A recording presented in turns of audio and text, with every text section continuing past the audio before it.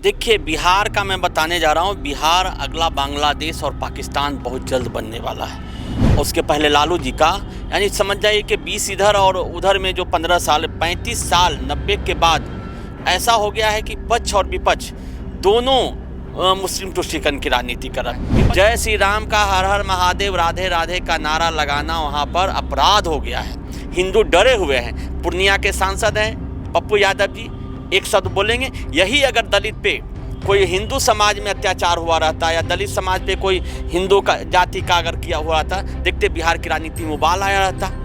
यहाँ पे बिहार के लिए बता रहे हैं, बिहार के लिए जो भाजपा है और भाजपा की नेता है, यहाँ पे सत्ता के लोभ में नीतीश जी के डर से एक शब्द देखें कभी बोलते हुए। नमस्कार, आप न्यूज़ 4 नेशन देख रहे हैं। मैं हूं आपके साथ वंदना।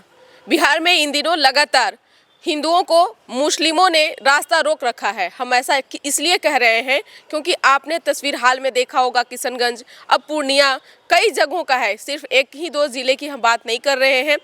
ये आखिर कब तक चलेगा? जब कोई भी फेस्टिवल आता है या फिर कुछ भी मंदिर में पूजा पाठ की बारी आती है तो क्यों ऐसा होता है? आपको बता दें, पूर्णिया जिले का मामला सामने निकल कर आया है, जहां 200 हिंदू परिवार के लोगों का रास्ता मुस्लिमों ने रोक दिया है। क्या है, हमारे साथ बात करने के लिए हैं भूमिहारों के बड़े नेता विवेक शर्मा। सबसे पहले तो इन दिनों क्यों ऐसा हो रहा है बिहार में? कभी मुस्लिम हिंदुओं को लेकर के लड़ाई जो है वो देखी जा रही है, कभी मुस्लिम हिंदू से ऐसी लड़ाई झगड़े की घटनाएं सामने आ रही है। क्यों आखिर ऐसा हो रहा है बिहार में? देखिए, बिहार का मैं बताने जा रहा हूँ। बिहार अगला बांग्लादेश और पाकिस्तान बहुत जल्द बनने वाला है। बहुत ही दुर्भाग्यपूर्ण है क्योंकि बिहार में जो राजनीति चल रही है विगत 20 सालों से, उसके पहले लालू जी का, यानी समझ जाइए कि 20 इधर और उधर में जो 15 साल 35 साल 90 के बाद ऐसा हो गया है कि पक्ष और विपक्ष दोनों मुस्लिम तुष्टीकरण की राजनीति कर रहा है। विपक्ष मतलब जो लालू यादव की पार्टी है, राजद पार्टी है, जिसका देखते होंगे कि कुछ भी मुसलमान पे, एक आतंकवादी पे भी कुछ होता है तो बोलता है हम ईंट से ईंट बजा देंगे, हम हंगामा खड़ा करेंगे। लेकिन जहां हिंदुओं की बात आता है तो सभी का मुंह में दही जम जाता है।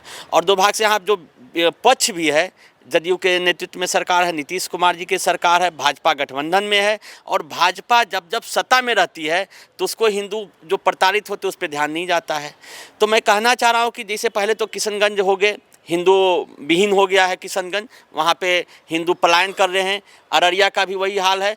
पूर्णिया का है, वाईसी अनुमंडल का घटना है। 200 परिवार हमारे दलित समाज के जो परिवार हैं, और महाशिवरात्रि के दिन जो पूजा पाठ करने जा रहे थे तो मुसलमानों ने उसको रास्ता बंद कर दिया। जब भी वो भजन करते हैं, महिला भजन करते हैं, पुरुष भजन करते हैं, तो उसको माइक बंद करवा दिया जाता है। जय श्री राम का, हर हर महादेव, राधे राधे का नारा लगाना वहाँ पर अपराध हो गया है। हिंदू डरे हुए हैं। पूर्णिया के सांसद हैं पप्पू यादव जी, एक शब्द बोलेंगे। यही अगर दलित पे कोई हिंदू समाज में अत्याचार हुआ रहता या दलित समाज पे कोई हिंदू का जाति का अगर किया हुआ था, देखते बिहार की राजनीति में उबाल आया रहता। यहाँ पे संविधान और सामंतवाद सभी का दुहाई दिया जाता। लेकिन ये घटना मुस्लिम घुसपैठियों द्वारा है, मुस्लिम आतंकवादियों द्वारा है। पक्ष और विपक्ष के मुंह में दही जमा हुआ है, फेविकॉल जमा हुआ है, एक शब्द नहीं कोई बोला जा रहा है। मैं हिंदुओं को बिहार के बताना चाहता हूं, आज हम सोच रहे हैं कि तो किशनगंज में हुआ, अररिया में हुआ, ये पूर्णिया में हुआ, पूरे बिहार बारूद के ढेर पे बैठा हुआ है। जिस तरह से यहाँ मुसलमानों का हौसला बढ़ रहा है, जिस तरह से मुसलमानों का मनोबल बढ़ रहा है, जिस तरह बांग्लादेशी घुसपैठियों का संख्या बढ़ रहा है, वो आने वाले दिन में बिहार के हिंदुओं के लिए खतरनाक हो चुका है और भी खतरनाक होगा। सिर्फ कहने की ही बात नहीं है। हाल के दिनों में अगर देखा जाए तो बिहार में तुष्टीकरण की राजनीति बहुत लंबे समय से लोग करते आ रहे हैं।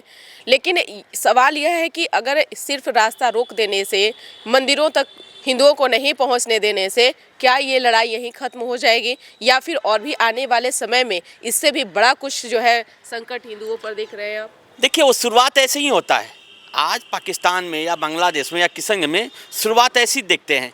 पहले मंदिर जाने से रोकेंगे, भजन करने से रोकेंगे, पूजा पाठ करने से रोकेंगे, फिर हिंदू के बच्चियों को उठाएंगे, फिर हिंदुओं को घरों के जलाएंगे। शुरुआत ऐसी होता है कि ऑटोमेटिक हिंदू पलायन कर जाता है, डर के मारे पलायन कर जाता है। किशनगंज में क्या हुआ है, अररिया में क्या हुआ है, पूर्णिया में जो घटना हो रही है वाईसी अनुमंडल में, वही घटना है। तो ये इनका जो है पूरा बनाया रहता है, मुसलमानों द्वारा जो प्रायोजित रहता है कि किस तरह हिंदुओं को पहले तंग करना है, पहले उसके साथ गलत व्यवहार करना है, मारपीट करना है, महिलाओं को छेड़खानी करना है, तो ऑटोमेटिक हिंदू का पलायन होगा और हिंदू यहाँ से भागेंगे, सस्ते दाम पे घर बेचेंगे, ज़मीन बेचेंगे, वो उसका फ़ायदा लेगा, उसके जगह पे जो उनके बांग्लादेशी घुसपैठिए हैं मुसलमान उसको बसाएंगे।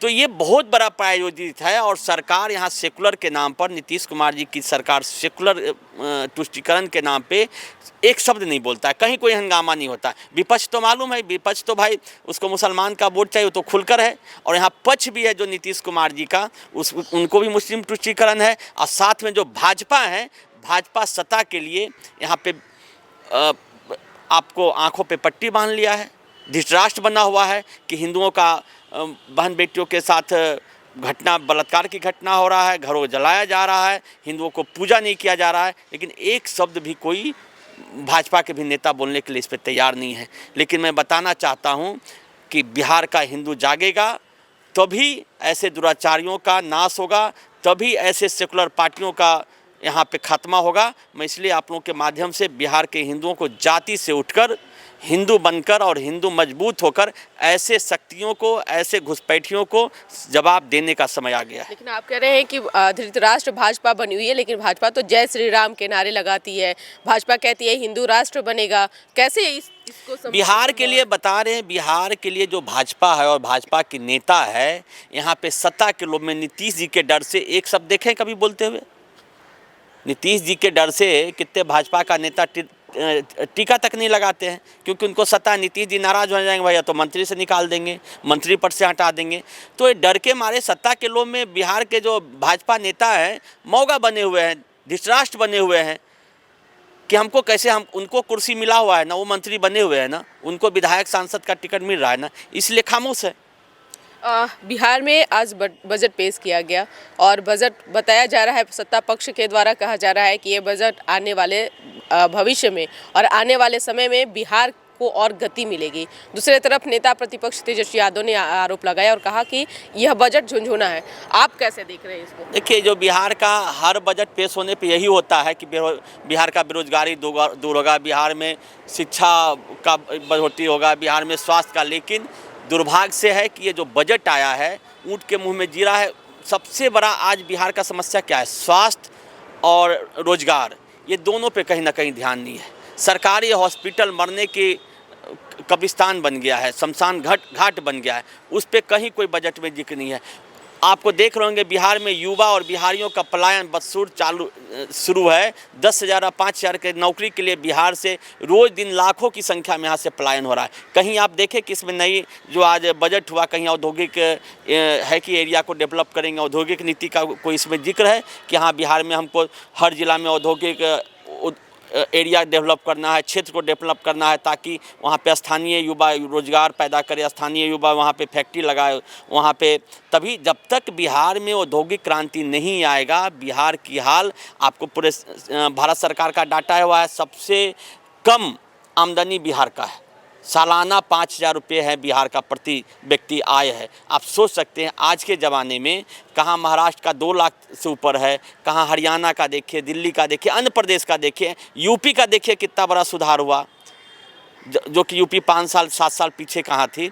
और बिहार में आज 20 साल से नीतीश कुमार जी है, वही के हुए हाल, लालू जी थे वही के हुए हाल है।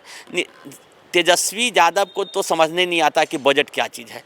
आज आधा उसका दिया हुआ है बिहार के युवाओं के प्रति, और इधर की सरकार, दोनों ने मिलकर, पक्ष और विपक्ष दोनों ने मिलकर बिहार के युवाओं को बेरोजगार किया है और पलायन के लिए मजबूर किया है। तो लगता है कि चुनाव से इससे फ़ायदा होगा, क्योंकि सत्ता पक्ष तो इसे भुनाने का प्रयास करेगी, क्योंकि महिलाओं को लेकर, उद्योग को लेकर, हर चीज़ को लेकर के इस बार बजट में कह रही है कि ऐसा है, ऐसा कुछ है। विपक्ष भले ही इस पर गाल बजाते रहे, लेकिन क्या लग रहा है इसको लेकर चुनाव पर कुछ कोई असर नहीं पड़ेगा। ये ऊँट के मुँह में जीरा का फोरन है। मात्र 3 लाख करोड़ का यहाँ का बिहार का बजट है, उसमें से 75% तो इनको वेतन देने में चला जाता है। डेवलपमेंट क्या करेंगे? बिहार में इनकम कहाँ है, रेवेन्यू कहाँ जनरेट हो रहा है? जब तक औद्योगिक क्रांति नहीं होगा, जब तक उद्योग धंधे नहीं लाएंगे, न प्रति व्यक्ति आय बढ़ेगा, न रोजगार बढ़ेगा, और न बिहार तरक्की करेगा।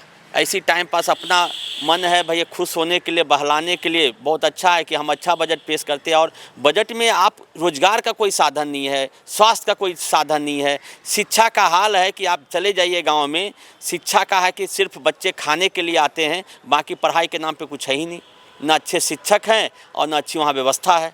अगर ऐसा रहता तो हर दूसरे व्यक्ति जो है जिसके पास थोड़ा सा भी पैसा है प्राइवेट स्कूलों में भेजते हैं। जितने आपको अधिकारी हैं सरकारी नौकरी बना, किसका बच्चा सरकारी स्कूल में पढ़ रहा है? तो बिहार को ये लोग बर्बाद कर दिए हैं। बिहार की जनता को आगे आना पड़ेगा और ये दोनों राजद और जदयू भाजपा गठबंधन के अलावे तीसरा कोई शक्ति जब तक बिहार में आगे नहीं आएगा तब तक बिहार का और बिहारी का हाल यही रहेगा। बिहार में परिवर्तन होगा और बिहार के लोग ही करेंगे।